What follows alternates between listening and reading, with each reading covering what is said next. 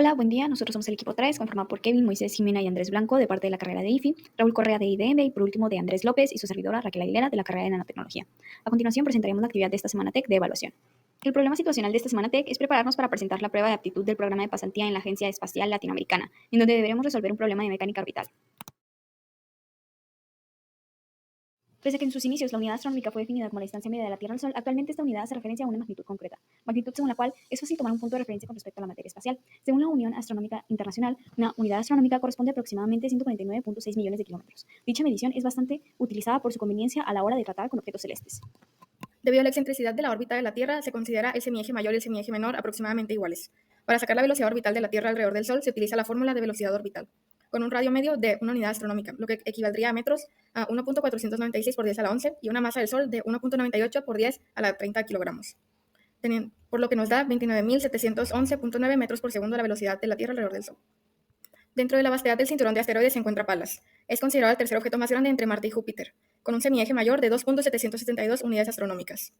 Para sacar la velocidad orbital de Pallas alrededor del Sol se utiliza la fórmula de velocidad orbital, en donde el radio es el semieje mayor de 2.772 unidades astronómicas, traducido a metros, que sería 4.147 por 10 a la 11 metros, lo que nos daría una velocidad orbital de 17.845.5 metros por segundo. Bueno, comenzando para el cálculo del semieje mayor de la órbita de Hohmann para llegar de la Tierra a Pallas, pues lo que tenemos que hacer primero es plantear cuál sería la órbita. Ahí justamente se puede ver un diagrama en el que ambos, el asteroide y el planeta, están lo más lejano posible uno del otro, lo cual significa que pues, están en sus respectivas distancias máximas. Eso quiere decir que la distancia máxima que va a haber entre la Tierra y el Sol va a ser su semieje mayor, y la distancia máxima que va a haber entre el Sol y Pallas va a ser el semieje mayor de la órbita de Pallas. Entonces, esta distancia máxima sería la sumatoria de ambos semiejes mayores.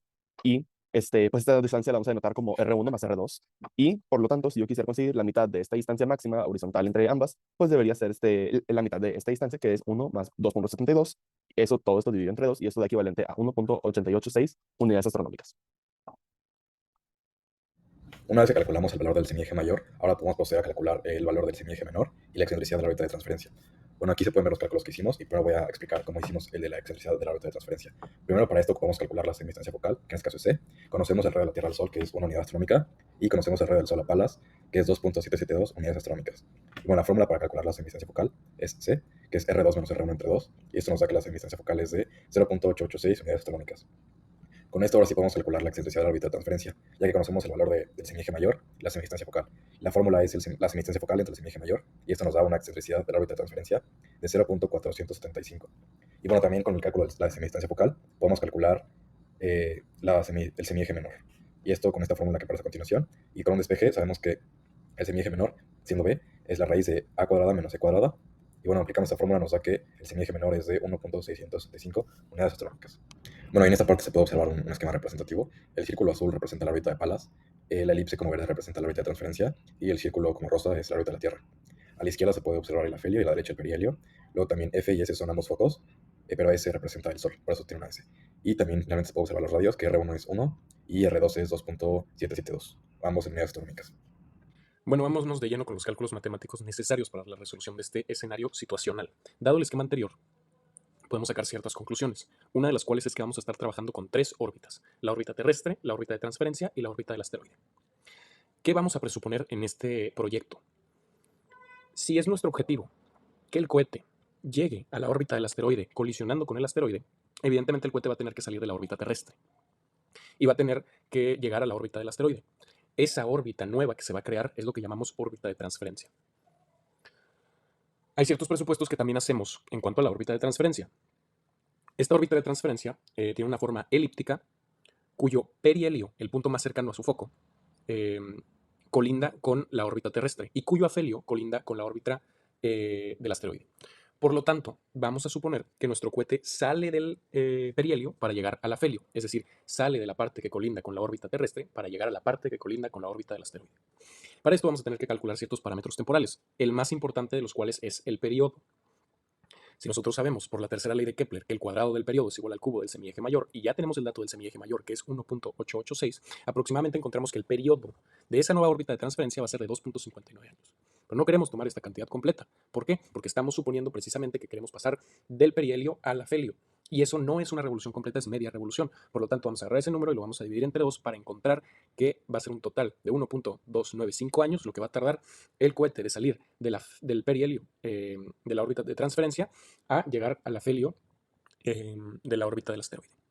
Al principio de la presentación se presentaron las velocidades orbitales, tanto para la Tierra como para el asteroide, con una razón específica, y esa razón se va a explicar en esta diapositiva. Si es de nuestro interés que el cohete pase de la órbita de la Tierra a la órbita del asteroide, pasando por la órbita de transferencia, va a haber un concepto muy importante con el que vamos a tratar, el concepto de velocidad, y más específicamente con cambios de velocidad. Tenemos que considerar dos cambios de velocidad en cuanto al cohete. El cambio de velocidad que lo va a hacer pasar de la órbita terrestre a la órbita de transferencia, y el cambio de velocidad que lo va a hacer pasar de la órbita de transferencia a la órbita del asteroide. Para esto, vamos a crear un sistema de ecuaciones en el que vamos a plantear que los cambios de velocidad que necesitamos son igual a ciertas velocidades. Esas velocidades son la velocidad de perihelio, la velocidad estando en el afelio, la velocidad orbital de la Tierra y la velocidad orbital del asteroide, B1 y B2. Una vez resolvemos para la velocidad del perihelio haciendo un álgebra extenso, podemos sustituir valores y encontramos que efectivamente el cambio de velocidad necesario para abandonar la órbita terrestre y adentrarnos en la de la transferencia es aproximadamente 6.000 metros por segundo, mientras que el cambio de velocidad necesario para pasar de la órbita de transferencia a la del asteroide es aproximadamente 4.000 metros por segundo. Bueno, para calcular el aumento de energía mecánica para transferirse de una órbita a otra, pues tenemos que recordar que el cambio de energía es igual a la energía final menos la energía inicial. Y pues esta energía en cualquier momento, cuando consideramos únicamente energía mecánica, se compuesta de dos cosas, que es la energía potencial gravitatoria y la energía cinética. Entonces, pues hacemos el cálculo de cuánto es la energía cinética, pues sabemos que la fórmula es un medio de la masa multiplicado por la velocidad al cuadrado, más el trabajo hecho por la fuerza gravitatoria. Y pues en este caso es más sencillo calcularlo como un intervalo, como una integral. Entonces, por eso se planteó de esta forma. Y pues se calcula la diferencia, ¿no? ¿Cuál es la velocidad al final y la velocidad al inicio? Y también se calcula cuál es la diferencia potencial al principio y al final. Un truco, nomás para tener como referencia, es, pues estamos tomando el mismo marco de referencia, es decir, no estamos, cuando se trata de potenciales gravitatorios, pues nomás consideramos que en el mismo punto, pues no estamos considerando, estamos considerando que ese es el punto cero. Entonces, la integral de la diferencia o el trabajo hecho en un intervalo que empieza en sí mismo y termina en sí mismo, pues es de cero. Entonces, por eso la segunda integral se puede cancelar y lo podemos simplificar como la diferencia de energías es igual a la masa multiplicada por la diferencia de los cuadrados de las velocidades entre 2, más la constante gravitatoria multiplicada por la masa del Sol y multiplicado por, en fracción, 1 sobre la distancia que hay entre el Sol y Palas, menos 1 sobre la distancia que hay entre el Sol y la Tierra. Y pues ingresamos los números con los que ya habíamos obtenido en los cálculos anteriores y determinamos que la diferencia de energía mecánica, o más bien el aumento que se tiene que hacer, es de 439.1 gigajoules.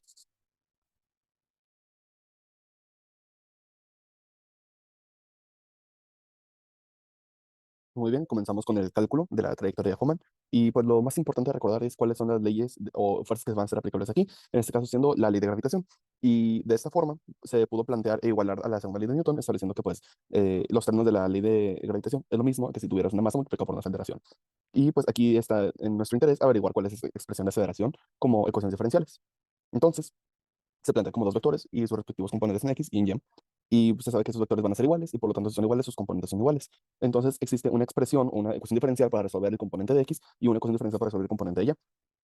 Por lo tanto, se separan esas dos ecuaciones diferenciales, que se tiene que la segunda derivada de la posición en X es lo mismo a negativo mu multiplicado por el componente de X dividido entre la suma de los cuadrados de los componentes. Se le saca la raíz cuadrada y luego el cubo. Y es similar al proceso para averiguar también la segunda derivada de la posición en Y. Pues bueno, ya una vez que planteamos estas ecuaciones diferenciales, podemos recordar que la derivada de la posición es lo mismo que la velocidad. Entonces tenemos dos ecuaciones diferenciales más. Lo vamos a plantear como que la derivada de la posición en X es lo mismo que la velocidad en X. Y la derivada de la posición en Y es lo mismo que la velocidad en Y. Y planteándolo de esta forma, también podemos inferir que la derivada de la velocidad en X es lo mismo de lo que ya habíamos expresado anteriormente. Y asimismo, la derivada de la velocidad en Y es igual a lo que ya habíamos expresado anteriormente en la dispositiva anterior. Y la manera en la que se resolvió esto es con el método de Ron-Zekuta, es decir, con métodos numéricos, y pues se planteó con las ecuaciones que vienen a la derecha, y para eso lo utilizamos MATLAB para poder graficar tanto la órbita de la Tierra como la de Pallas, y también como la trayectoria de Hohmann que debe seguir la sonda. Finalmente se realizó una simulación de las órbitas sobre las cuales estaría orbitando tanto la Tierra, Pallas y la sonda que se desea enviar. Esto se realizó mediante ecuaciones diferenciales que ya se plantearon anteriormente, al igual que haciendo uso de métodos numéricos para la solución de estas mismas. Inicialmente se plantean todas las variables a tomar en consideración en el problema, como lo pueden ser los radios de las órbitas de la Tierra y de Pallas, al igual que los coeficientes de μ, que ya habíamos establecido anteriormente como Gm. Igualmente, como se van a hacer uso de métodos numéricos, se plantean las cantidades de iteraciones que se van a realizar y también se generan matrices con valores vacías que se van a ir rellenando mediante las iteraciones del método numérico. Este proceso se utiliza y se implementa para la aceleración, la velocidad y posición, tanto en X como en Y, de los objetos que se van a modelar, siendo esto la Tierra, Palas y la sonda que se va a enviar. Aquí tenemos la parte del código de MATLAB que se utiliza para la simulación con métodos numéricos. Una vez que hayamos fijado pues, todas las variables y constantes necesarias, entramos a un ciclo for que pues, cada ciclo o cada repetición va calculando la posición, la velocidad y la aceleración, utilizando una aproximación mediante series de Taylor. Expandí la posición o la función de posición con una serie de Taylor de segundo grado, la velocidad con una de primer grado y pues la aceleración se calcula para cada punto en el espacio, ¿no? Entonces, lo podemos ver aquí, hay un espacio para el asteroide, la Tierra y el satélite, y como vemos, tanto la Tierra como el asteroide y el satélite perciben la aceleración gravitacional ejercida por el Sol, pero además agregué al satélite la aceleración ejercida por el asteroide. ¿Por qué? Porque cuando más se va acercando, pues es más notoria esta gravedad, entonces es un dato considerable, que además podremos ver en la siguiente simulación.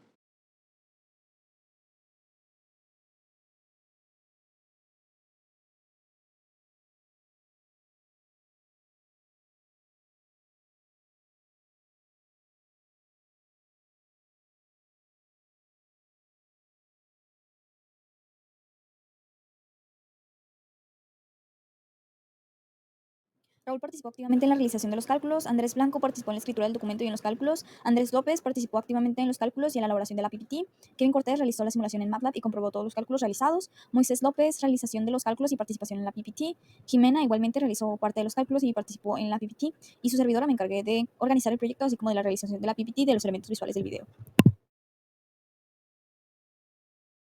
En mi evaluación final de este proyecto considero que resultó enriquecedor colaborar una vez más con miembros de mi avenida en una actividad que ha permitido evidenciar avances y progresos notables de nuestra carrera. Este proyecto no solo representa nuestras capacidades cognitivas en áreas como física, matemáticas, sino que también es un testimonio de lo que hemos aprendido acerca de la colaboración en equipo y la huella que podemos dejar en otros.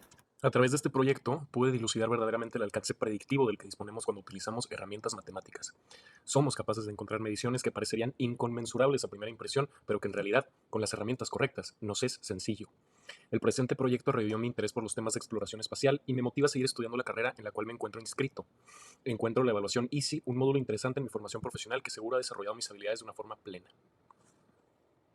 Bueno, igualmente considero que este reto me ha resultado bastante útil, por ejemplo, al evaluar los conocimientos que yo he adquirido a lo largo de la carrera, al igual que pues establecer una importancia en el trabajo del equipo y pues las habilidades y conocimientos que se estuvieron obteniendo a lo largo de la carrera. Considero también que es muy importante y bello, por ejemplo, el parecido que tiene este reto con el reto inicial del bloque introductorio, pues nos permite comparar de mejor manera los resultados y aprendizajes que hemos tenido a lo largo de la carrera, al ser parecido, utilizando las leyes de Kepler y un contexto astronómico, que al final de cuentas es importante para la avenida de ciencias aplicadas.